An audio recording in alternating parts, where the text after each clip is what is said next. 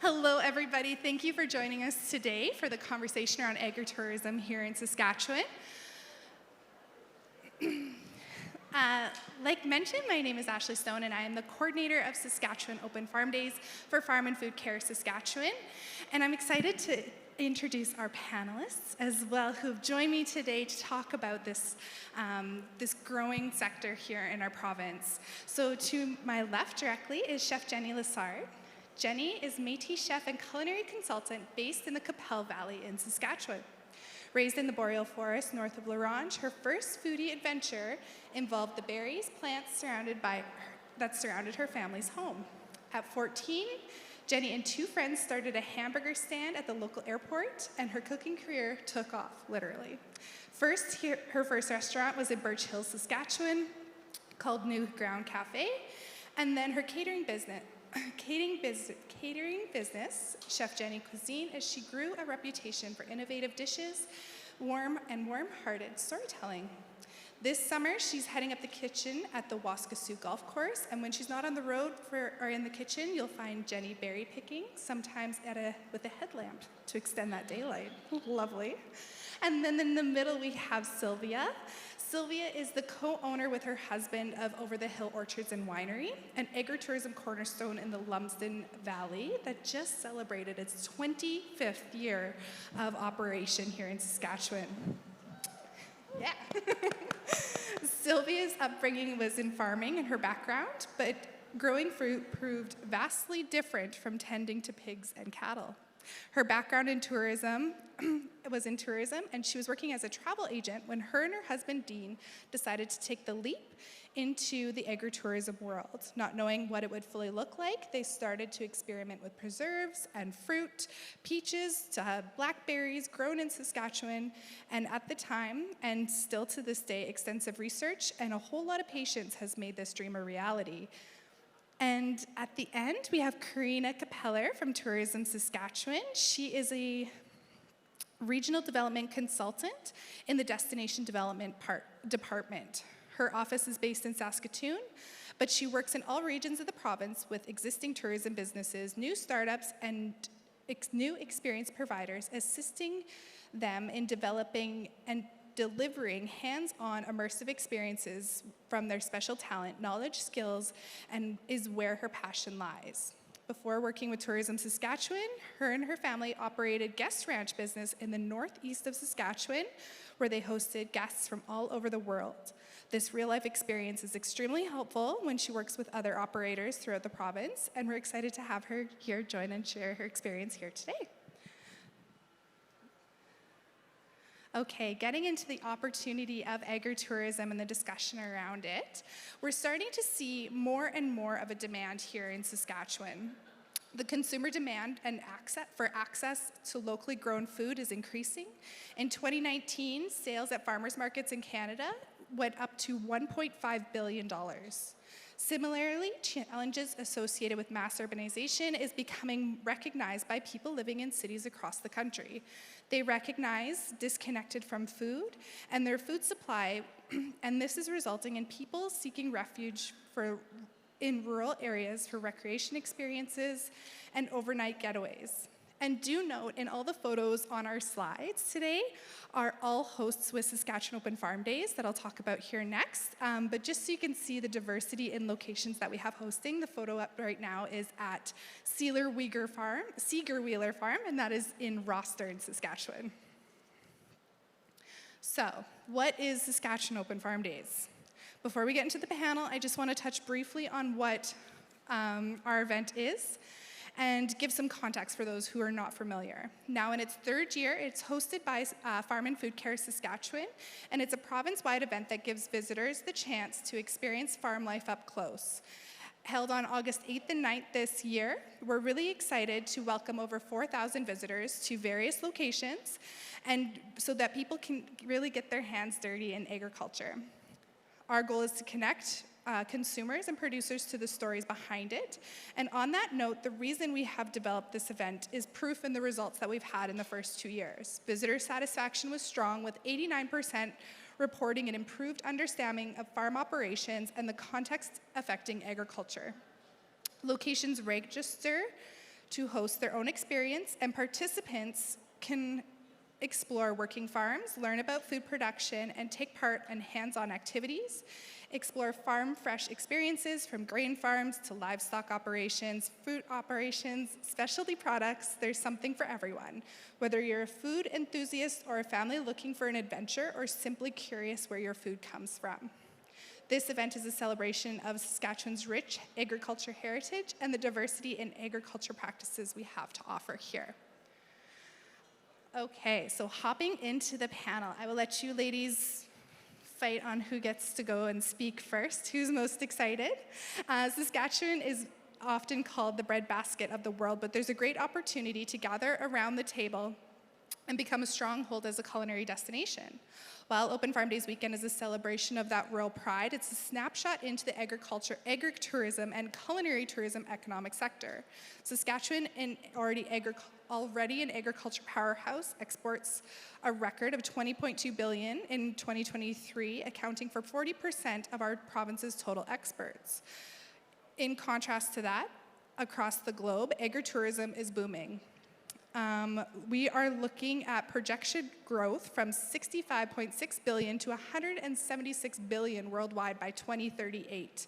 And here in Canada, we're looking at 140,000 jobs across the country, and the market to actually track double to $1.8 billion by 2028. When we have those urban neighbors visiting the farm, they're not just learning about food, they're supporting local gas stations, cafes, neighborhoods, and that participation turns hidden gems into vital contributors of our economy. So from your guys' unique perspective and what you do, what is the biggest untapped opportunity for Saskatchewan to lead the global trend of ag-cations as we look into Saskatchewan as a destination?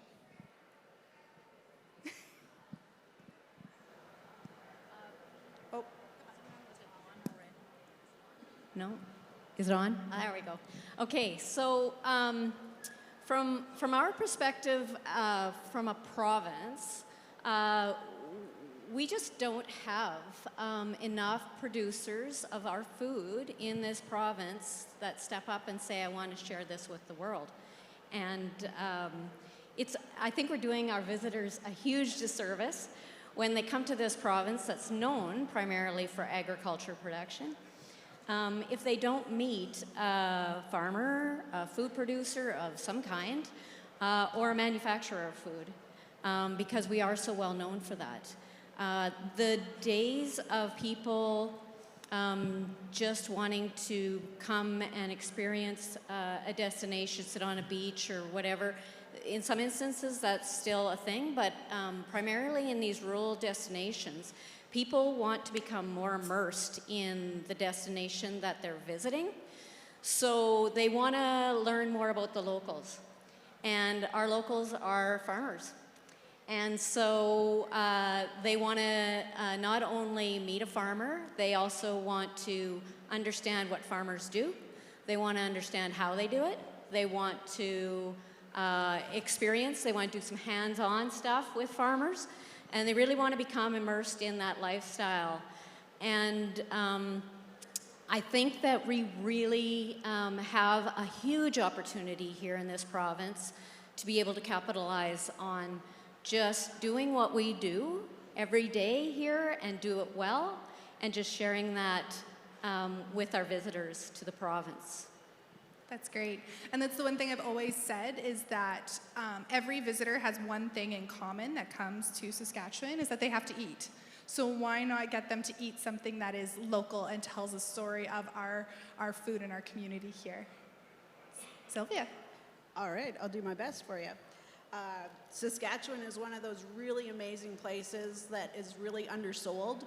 We have an amazing opportunity to be able to connect the producers, the farmers, the storytellers with what's really out there here in Saskatchewan, to be able to provide an opportunity for people visiting our province to really connect in a unique and different way than they could anywhere else in the world.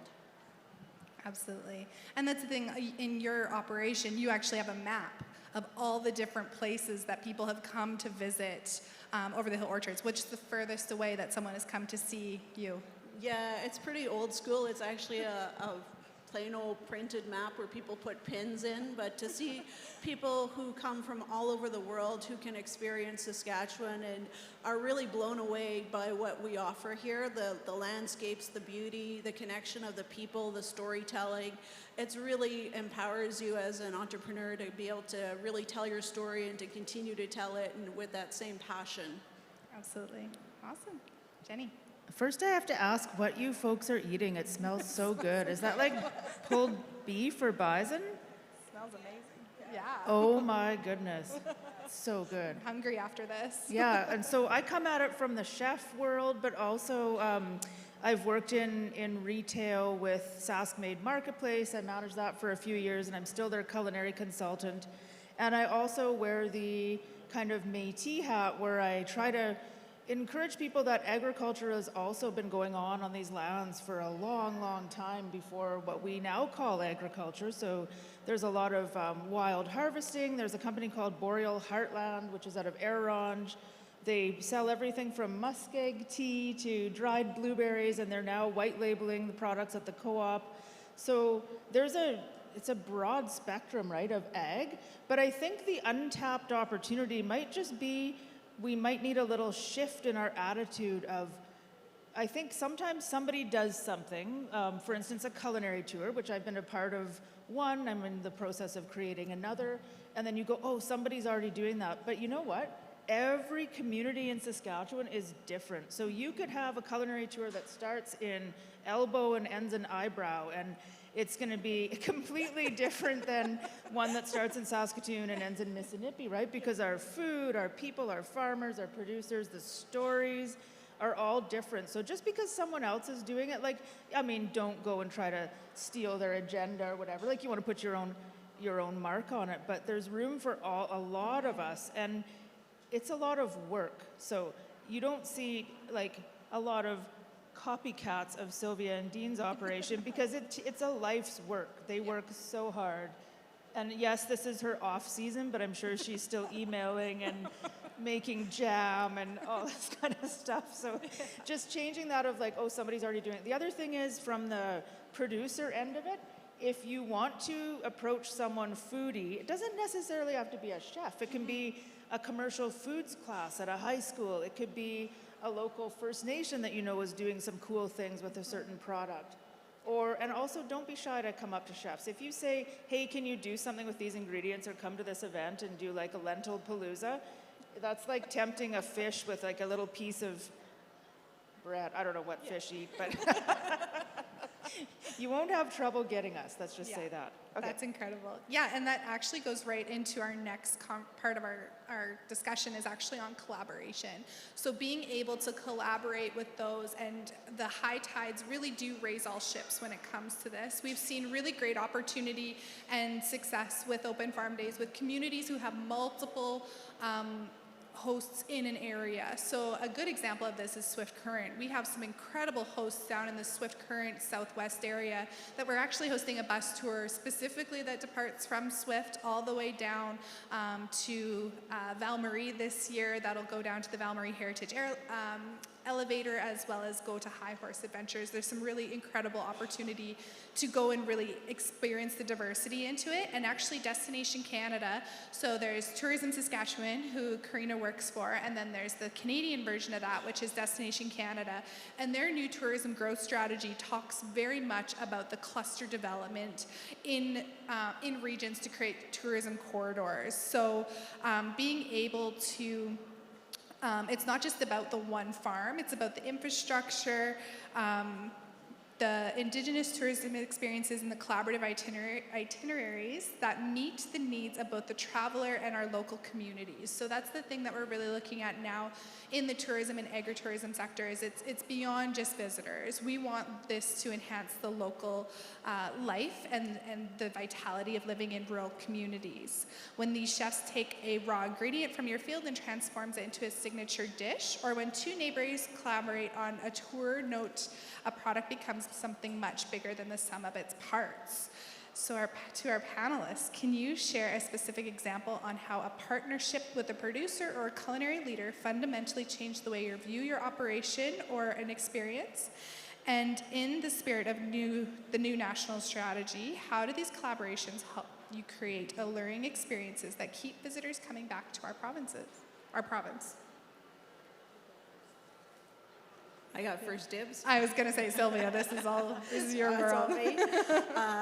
Well, our small business, Over the Hill Orchard, when we started for the first 5 years, we created a fruit orchard with about 3,000 cherry trees. This was a new endeavor for Saskatchewan. We thought we were on the cutting edge, that we were going to make millions of dollars. It would be super easy. This would be just like our dream come true.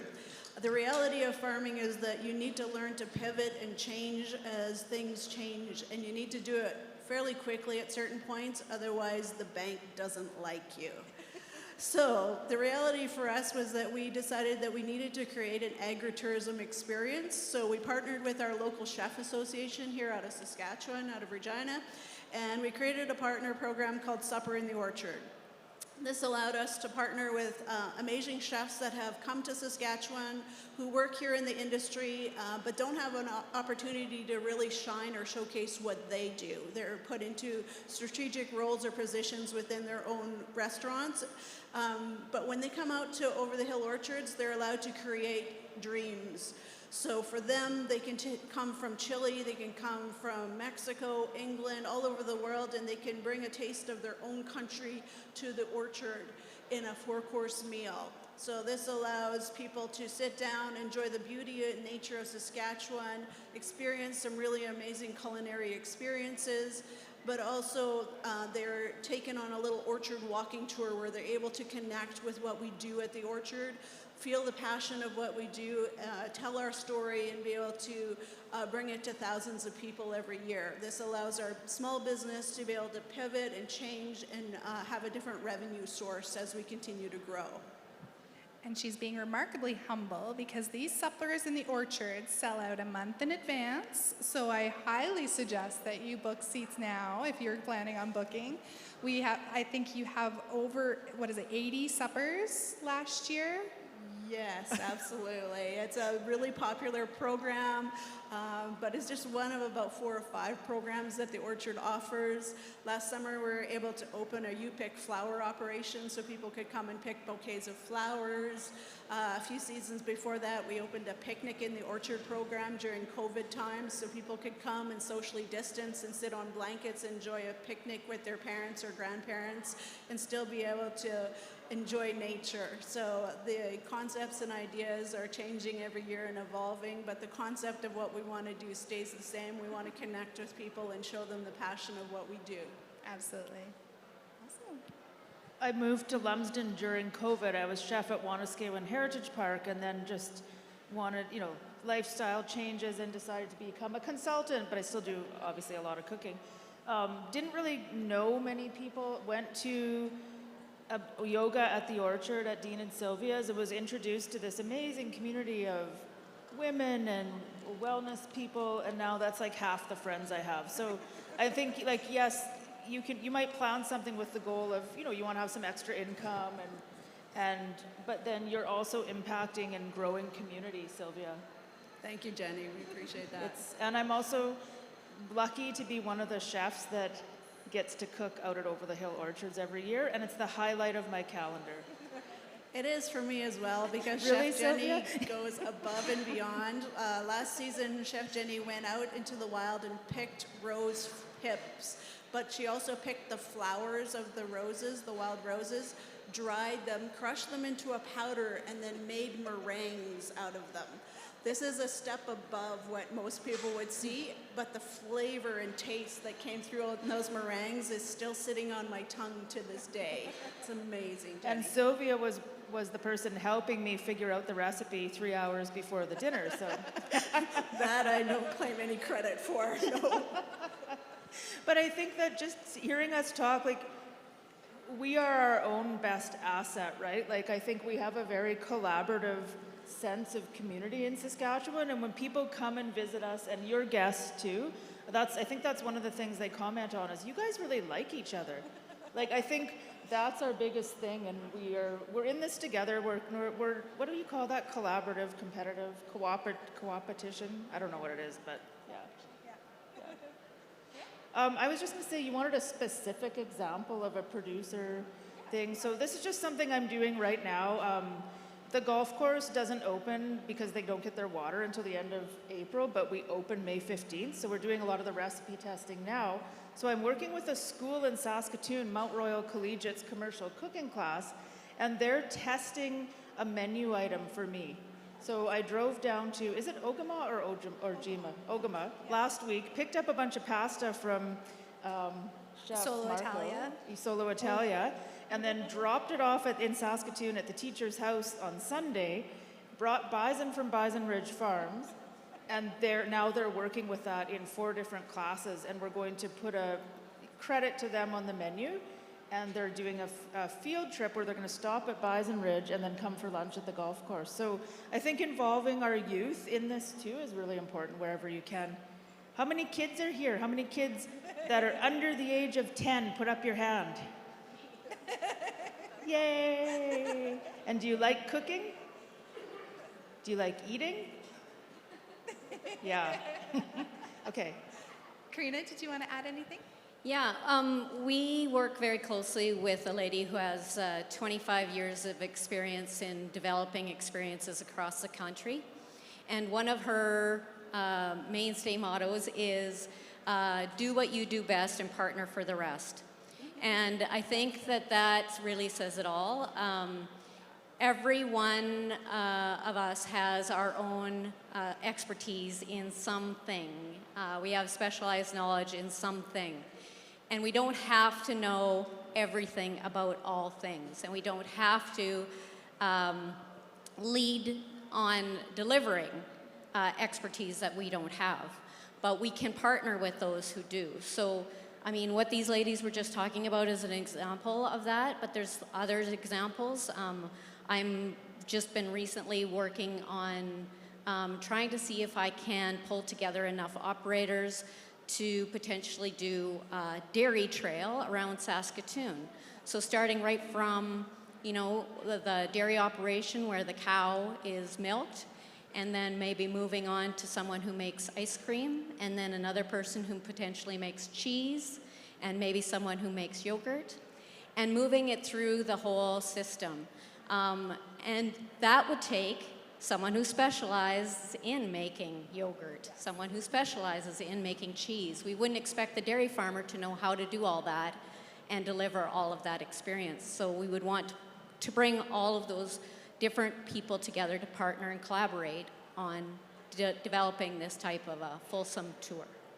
Absolutely. And I think that's a great part of working with somebody like Tourism Saskatchewan is you actually get the opportunity to rely on their expertise and their resources that they have in-house, because sometimes it just takes a coffee to understand, oh, there's opportunity to make a farm tour or to go and bring someone for a walk around the farm for a day. And it doesn't have to be something as building a whole orchard by any means, but it's something that it could start as small if you do have a grain operation.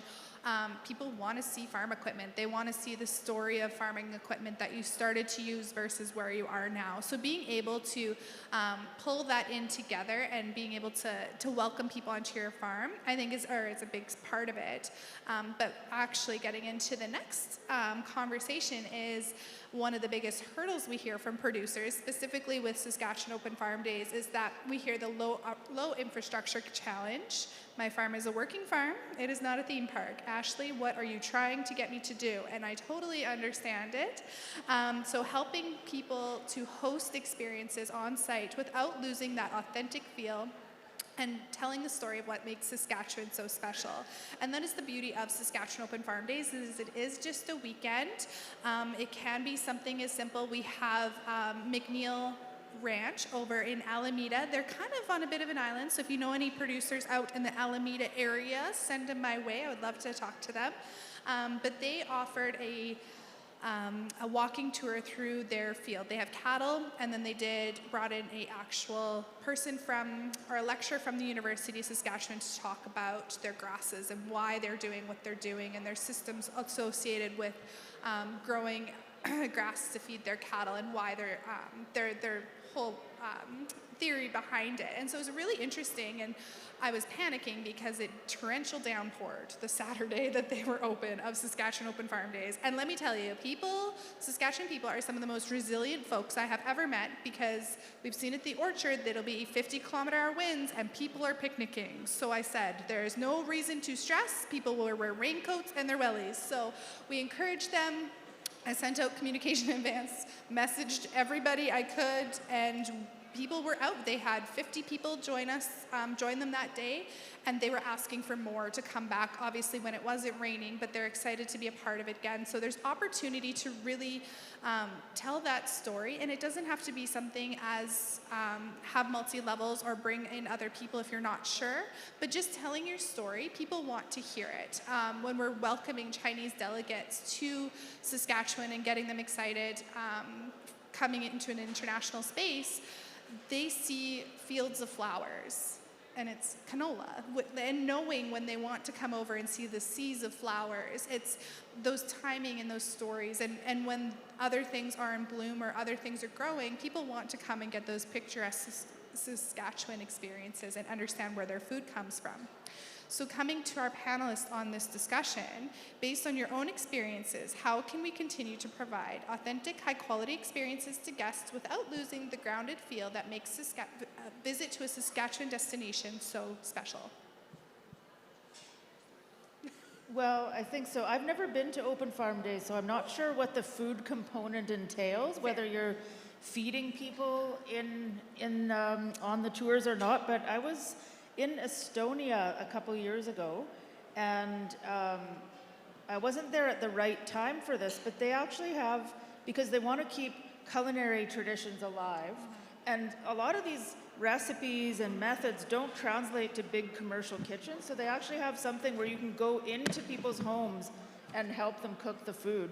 So I don't think that's going to happen in Saskatchewan. Nobody's going to be having a pierogi making, but maybe you can, right? Like maybe if you have a Quonset and you want to show people how to make pierogies, and you're a wheat farmer, you're a grain farmer, and it might not be your grain that's in the flour that they're using, but obviously it comes from here, mostly, it does. Yeah. So, and the food safety part of it, I think, is probably first and foremost, we didn't get sick from eating pierogies that people licked shut, but we're not going to do that with a group of tourists. But I think consulting with a chef or some sort of culinary organization to help you organize that part. Yeah, and we do actually work with SHA to help with food safety standards at every location. So Hand we washing. take that away from each host location, which is good. It's good to have some support in the food preparation area. Yeah, it does. I was part of the food and farm care tour a couple years ago, and we went to, I can't remember the farmer's name, but the great-grandma and grandpa were there who started the farm, and they had lunch with us, and we had her bun recipe. Like, I think it's the people that make it authentic. Yeah, absolutely it is. Yeah. Sylvia? The biggest part about the authenticity for your location is that you know your land the best. You're able to tell the story of your land, what's there. You're able to create the story the way you want to tell it.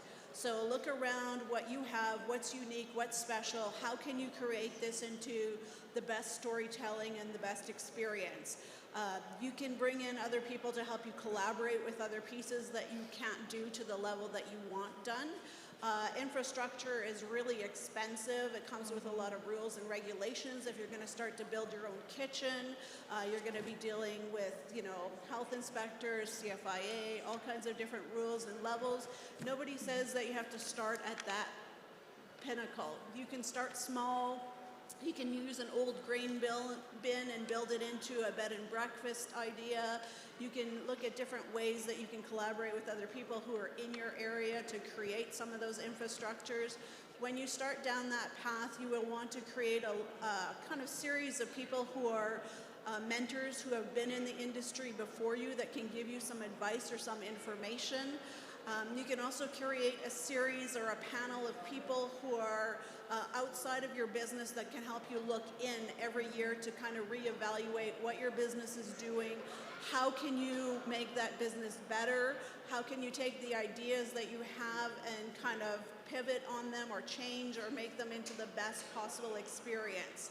So all of those things will help you in many ways. The panel would be best if it's a collaboration of like bankers and friends and people who are outside of your own business that can give you all that kind of outside experience from their own kind of perspective to help your own infrastructure. Absolutely. Yes. Karina? Visitors aren't going to a farm to see someone dressed up or putting on a play. They really want to know what you guys are doing on a day-to-day basis, and that's really all that matters to them. They want to be safe and they want to be comfortable. And so I don't think that you need to have any big grandiose equipment or buildings or anything like that. You really need to stay true to your story. And if you do introduce some infrastructure, it should enhance the experience and not take away from it or distract from it. Without giving away the farm, pun intended, we do have a program in place as well to help new experience providers get into the market, and that does help with infrastructure costs that might be necessary to be able to host guests. So if you're interested in that, you can talk to Tourism Saskatchewan, any of me or the team that I work with about that. Excellent. So getting into the education and connection, how does opening your farm through initiatives like Saskatchewan Open Farm Days bridge the gap between urban consumers and the realities of modern agriculture? And one thing I did want to note on this with open farms is we actually do offer event insurance as well, which is always good. It's always, years ago when I was fresh out of post-secondary, I worked at an agritourism venture in Alberta, and a small child ungracefully walked over an electric fence and electrocuted part of himself that was not very pleasant, and the mother was very upset. So insurance is your biggest friend when it comes to hosting visitors at your location, signage, all of that. We've actually created an event hosting checklist that kind of walks through that just so that you're not feeling too overwhelmed, because there is incidents like that that do happen. Luckily, it was just a shock. Like, it wasn't anything serious by any means, but he was very upset about the whole situation. So definitely make sure that those have signage on them. From your guys' perspective, how do we bridge that gap between the consumers and agriculture here in Saskatchewan? Anything that comes to mind? Well, I'm not a farmer or a producer, but having grown up in northern Saskatchewan, I think I had an aunt who had a farm, so I got to see some of that, but I think a lot of people have a romantic notion of still like open cab tractors and things like that. So just going onto a farm and being like, oh my goodness, this is like such a high-tech, amazing operation. It allows them to understand the investment that farmers and producers have and the sacrifices they make to bring food to us.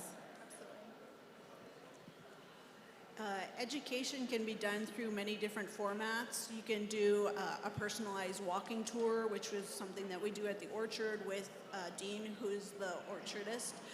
He can take you through, show you all the different plants. He'll tell you how he grows really unique and unusual things, how he loves fruit breeding, all of his passions and his story. But that doesn't mean that each farm is going to be created in that way. You can have storyboards that tell your story for you. You can have self-guided tours where people can walk on their own through your location and just have pinpoints or different ways to educate. You can also connect with people by doing like YouTube videos. You can connect with them through different formats such as Facebook, Instagram, creating your own website. There's just many different formats, and I think that probably Tourism Saskatchewan is better able to help you in that education format than we are.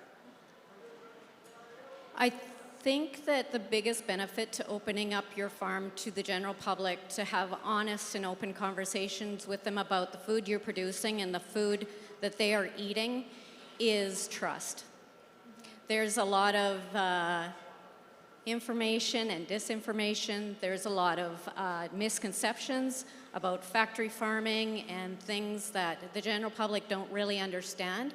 And having them come in and actually meeting a farmer and talking to them about what they do and how much they care for their animals, how much they care about the food that they're producing, I think goes a long ways. It's kind of like we've noticed that when someone comes and meets an artisan, they're more likely to buy their art. It's the same with food producers. When someone comes in and sees why people grow what they grow and how they grow it and what care is taken to do that, they're more likely to purchase and use that type of food in their kitchens at home. Absolutely, and that's the great part about the connection to the producers and the people who make it, is they actually are able to add that story into their regular routine. The consumer is able to build that into their grocery shop. If it's something that they know that they can purchase half a cut of beef from their local producer, they'll just buy it in advance instead of purchasing it at Costco or whatever that might be. So there's opportunity to really make that a part of their consumer habit and telling that story. But that's the other thing that I've really grown to understand here in Saskatchewan since becoming helping to get this event off the ground, is the diversity in products that we have here is mind-blowing to me. And people like coming from Alberta, it's their Alberta Open Farm Days. I think they have 100, I think they're up to 200 host farms across their province right now. We're getting there, so after the farm show I expect to have just as many. But our diversity in products is just as parallel as what you see in Alberta, from honey to mushrooms to foraging, wild rice, bison. I'm going to speak to the Serve-It Alliance next week. Like, we have such an incredible diversity in products and stories here in Saskatchewan that there's something for everybody when it comes to food and gathering around that table. So, to close off our question, the hardest, maybe the hardest one, somebody is getting, and you're sitting down for a cup of coffee around that dinner table with a producer or a chef who has a great idea and they just don't know where to start. What advice would you give them? Day one advice would you give them to starting to welcome visitors to their space, to their land, to their story? What advice would you give them? I think Tourism Saskatchewan is a huge resource. And I don't know if you can talk about the awe shop, but like many of the culinary experiences that people have approached me to be part of are because they workshop them through Tourism Saskatchewan. And I think that's a huge resource that we have, and I can't say enough good things about them. From a money point of view, you're probably like, this sounds expensive, but I mean, it can be. There's some things you can do that are low cost, but if there's any Métis entrepreneurs, farmers, the Clarence Campeau Development Fund is incredible. They offer all sorts of programming, as does Gabriel Dumont Institute. And I know if you're Francophone, there's some programs there that are quite amazing. So look into your community and see what they can offer you. There's lots of business training programs. But yeah, I think our number one resource in this province is Tourism Saskatchewan. When you look around your business and try to find those things that are unique or special, what you look at people don't look at it through the same lens as you do. They may view your grandfather's old tractor as something really unique and see the history of it that you don't see. So again, try to put things into perspective of what would be different. One of the experiences that we totally were blindsided by was that people love to come to the farm just to pet the cats. Yes. It just blew me away. So then last year we created a series of bottles of wine where we put pictures of cats on the bottles of wine. People would buy this bottle just as a unique kind of keepsake from their visit. So you can never kind of underestimate what you have and what it is and what people will value it as. So just try to look outside of the box and try to create things that will kind of bring value to your location, and be really humble about the way that you tell your experience and your story so that people can connect with it and fall in love with you. I think I have 3 things. It'd be examine your why, start small, and don't do it alone.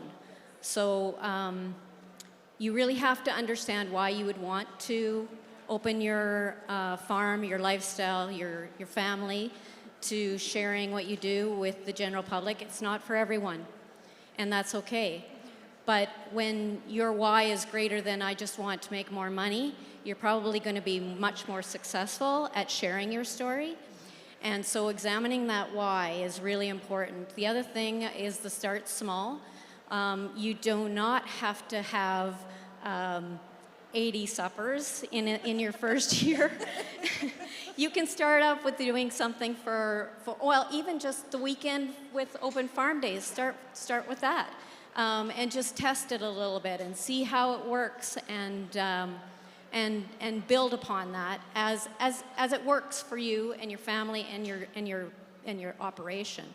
And then lastly, don't do it alone. There are resources out there to help you walk through the development of a tourism experience related to agriculture or your operation. Tourism Saskatchewan is one of them.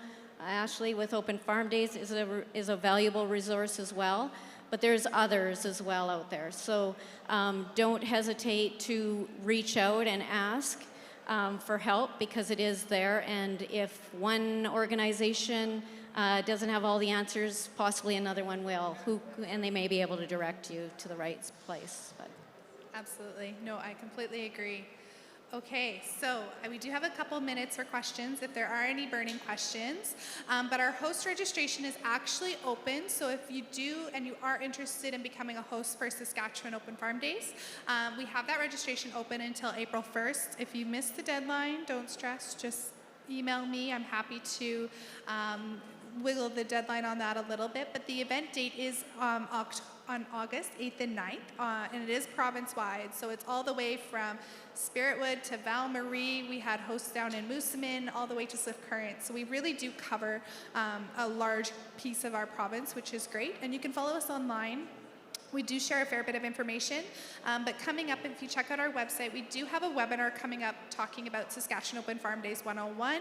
You can scan the QR code on there, and it'll actually take you to the host website and give you a little bit more information about the event and what's going on. Last year, we had, like I said, 35 hosts across the province and over 4,500 visitors go and experience different locations. So they weren't all going to one location, but I think at the Orchard, I think you saw close to 350, 400 people come through the day on their Cherry Festival.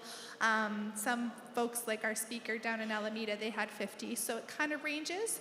There's a good diversity in experiences, but we're always looking for more hosts, especially in the grain farming, dryland farming experience. So if you do have any questions, I am happy to answer them.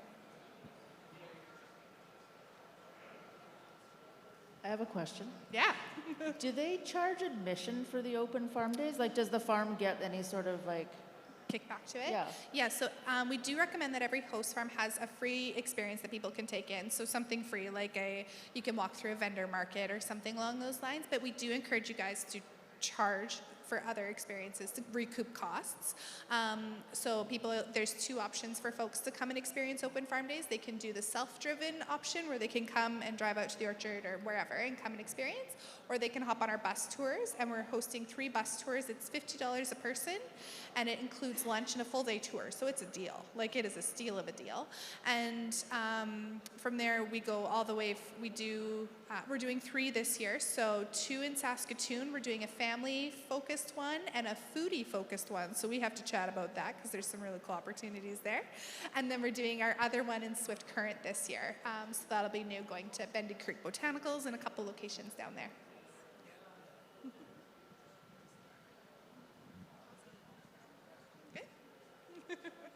Awesome. I will be hanging out for the rest of the day, so please feel free to grab me. And they're also, Farm Show has made a make-your-own soup bar. So if you're not too full from lunch or need ideas for supper, at the back there, they've actually made a make-your-own lentil soup mix. They do have some pre-made, but you can actually go and make your own soup, which is the perfect way to come home and make that for supper tonight. Thank you so much, everybody.